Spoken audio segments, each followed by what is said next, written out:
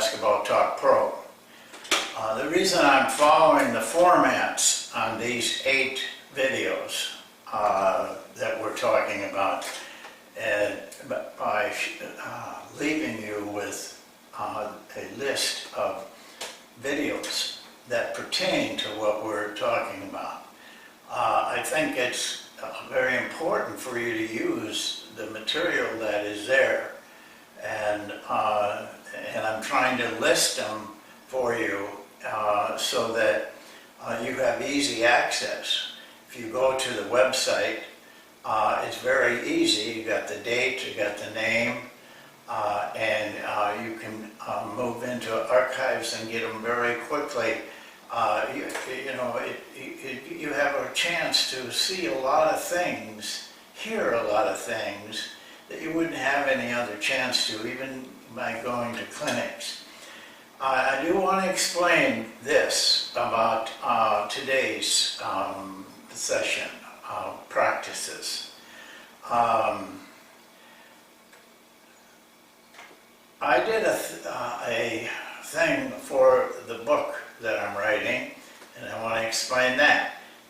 I have written that book 3 times and trashed it, every one of them, and I'm now starting again. But it will include what I'm going to talk to you about, and that is, I call it a practice analog. It's kind of unusual because what it is, I write it in a way that coaches can follow me in a practice. We go through an entire practice. My attempt is that I want the reader to feel like he's actually in the practice with me, actually in my mind, what I'd be thinking about, what I would see. It's a very dangerous thing, but it was odd how I came to it. It was odd how I did it. I just sat down and I wrote. I didn't change anything. And it's fairly long. It's 18, 20 pages at least. We go through every drill and show you what's in my mind at the time. I try to make it as realistic because I've been doing it so long. I know the questions I get. I also know when I have to discipline, and I do in this thing.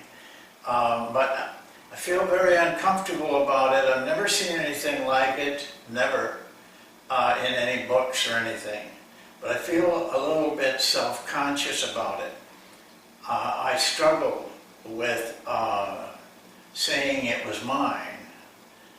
But a friend of mine who had read it, did read it, said, I was coming up with ways of,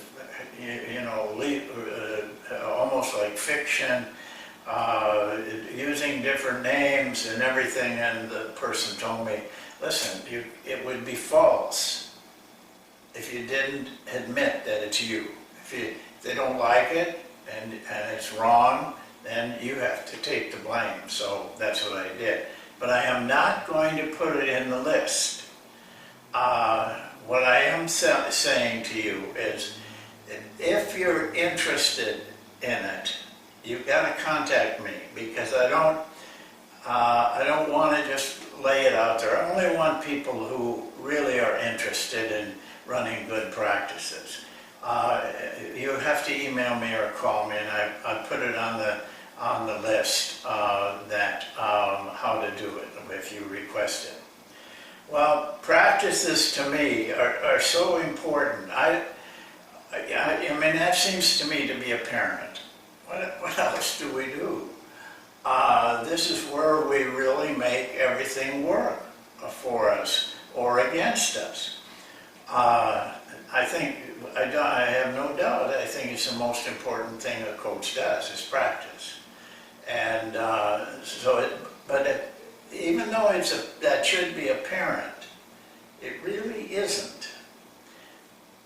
I go to a lot of practices because I want to see what's going on, and I want to see coaches work. And sometimes it's, I want to see if there's something I can pick up. There are three kinds of practices: good, average, and bad. And I can almost assure you that whatever group you fall into or any coach falls into will be how his team or her team plays. It's very easy in a game for me and for any coach to watch a team play and know what kind of practices they have. It's not as important, and apparently, to other coaches as it should be, because there's a lot of bad practices, a lot of average practices, very few good practices, and that has nothing to do with the level. I mean, I watched high school practices, I've watched college practices, and I've watched NBA practices. It still is the way that your team ends up playing. You can't blame it on the players. You've got to take the responsibility for it. Well, I don't just want to throw that out there. I will tell you what I think is missing. First of all, I think what's missing is planning. That's the first thing. Very few practices are really planned. In fact, a lot of practices are really coaches just doing things to fill time. We got to practice, but I got the golfing thing at 4:30 and I just got to get through this. And they just do things that are not have no purpose other than just something for the players to do to get done with practice. I see that a lot, and then following through with a practice plan. I have seen all kinds of coaches how they handle this. Not all coaches have a written plan, but they have a good plan in their mind. Jerry Sloan is a good example of this. I know him very well. I've gone to tons of his practices, and I'm always with him before practice. And the way they do it is, Phil Johnson is very, major help in this. They will just sit down before practice and say, what do you think we need to work on? That's a pretty good start, though. Most people don't even get that far. And then they will scratch it out a little bit on the board. But when they go on the floor, they know what they're doing. They may not have it on a list, but they have it in their minds. And Phil Johnson especially is, very alert to staying with what they want to get accomplished. Their practices are excellent, really good practices, and you can tell it by the way they play. Nobody I can remember has executed as well as those teams when Jerry and Phil were together at Utah.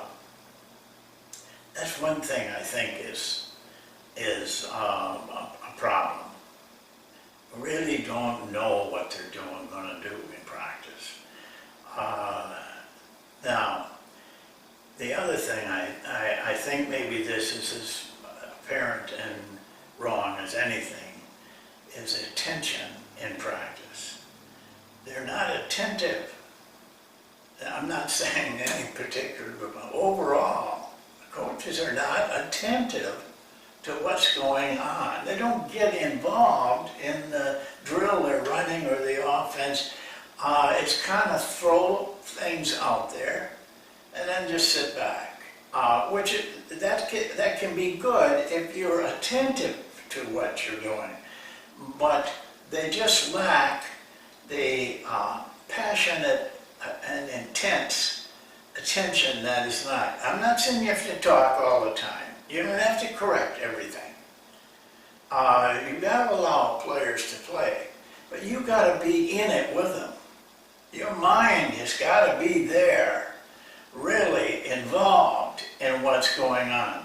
That's the biggest problem I see. Very few do I go to that they're really attentive in practice. A lot of things are going on that they should be correcting or changing, and they don't. So that's one other area. And then the last one is substance. They practice, to me, a lot of times things that are not important, are not the types of things that they should be working on. One of the things that you see an awful lot is, does what you're practicing relate to what you want your team to do? I see so many drills that they're very proud of those drills, but they have nothing to do with how they play. One of them is, and I'll throw this out there because I know I get all kinds of people saying, well, you've got to do that.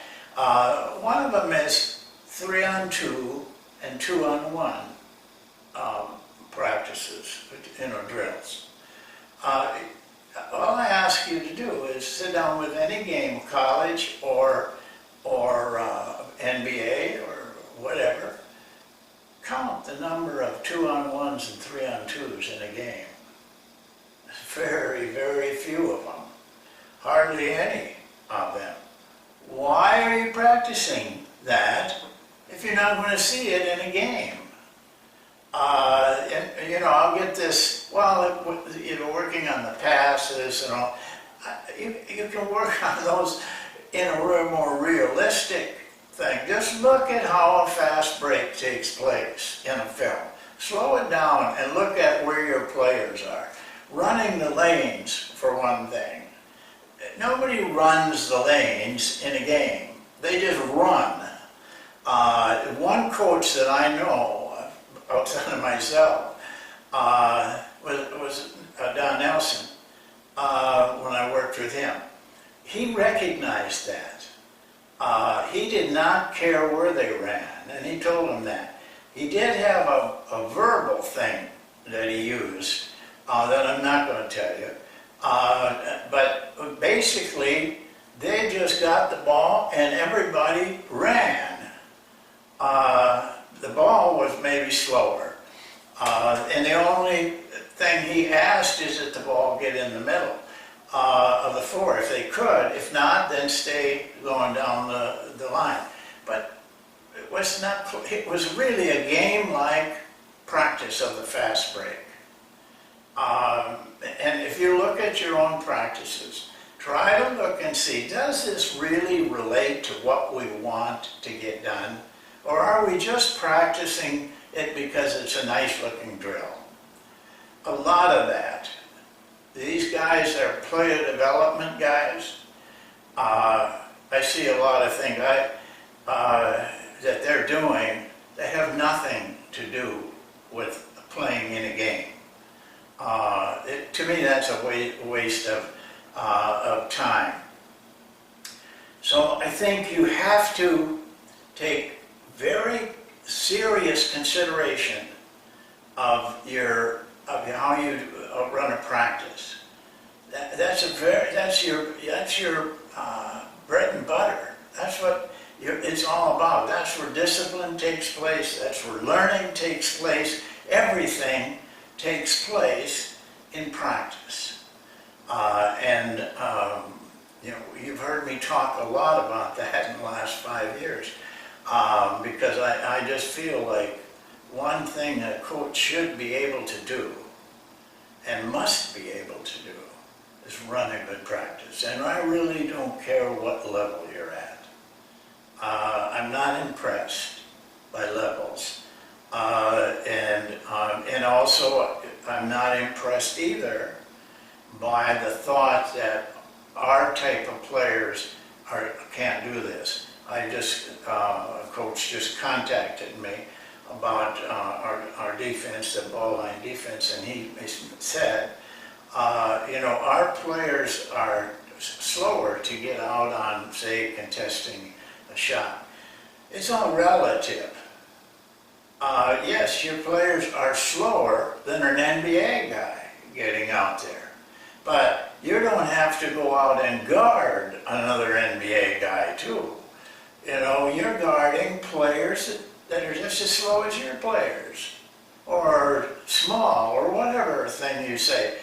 Any player can do what an NBA player can do playing against his competition.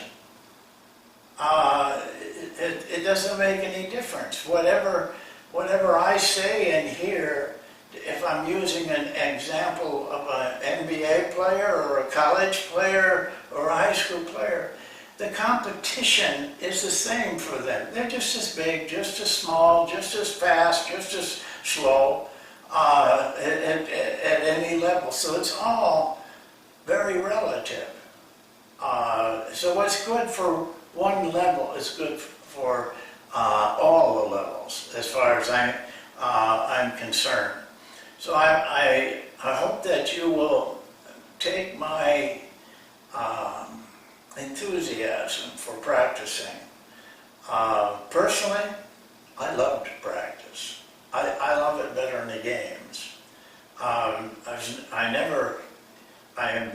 When I come off the flat practice floor at night and know I've done a good job, and when I do a good job, the players do a good job. When I do a bad job, the players do a bad job.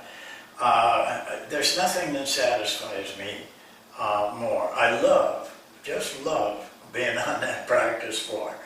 And I think that there's a lot of other guys like me that feel the same way, but I know there's a lot of guys that it's just a part of the coaching that they don't care that much about. Well, again, you get the list. Take your time. I'll put it on one page this time. Take a picture. Keep track of those things and just keep a little file of them, because I almost guarantee you, if you're in this long enough, you're going to sometime want to see what was that drill or what was that part of we were talking about, and you'll have it. You'll have it right there. Well, thanks again, and we'll see you next segment.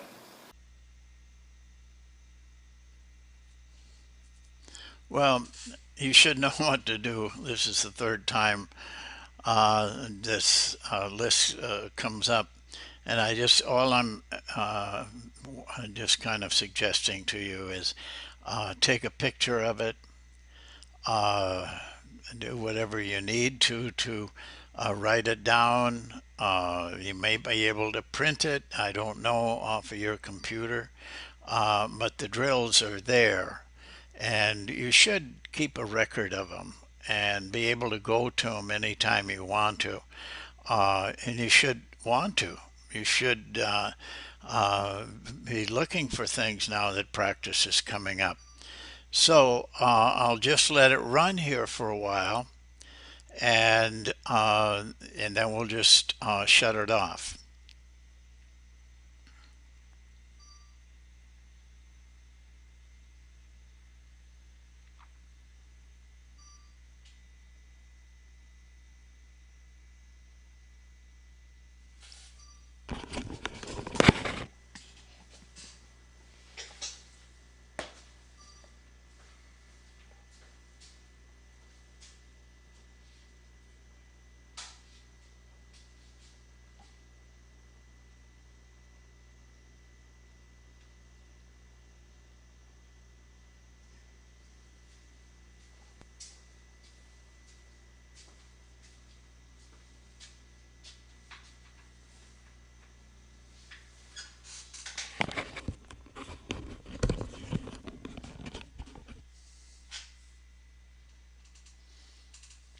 Well, that's it for our talk on practice. We've got another one coming up very soon. We'll see you then, and thanks for watching this one.